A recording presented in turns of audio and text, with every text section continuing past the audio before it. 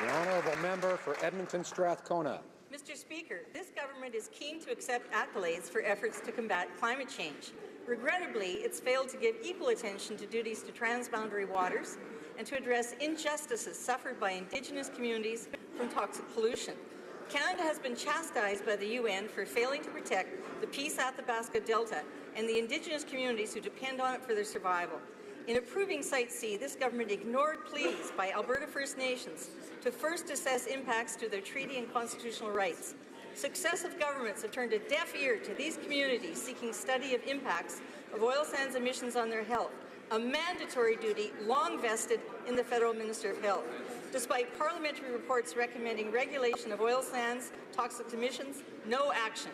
The Lancet report identifies pollution as the greatest global threat to life and health and has decried governments for failure to address this injustice. This government has the power and the responsibility to act. Why does it continue to abandon these Indigenous communities?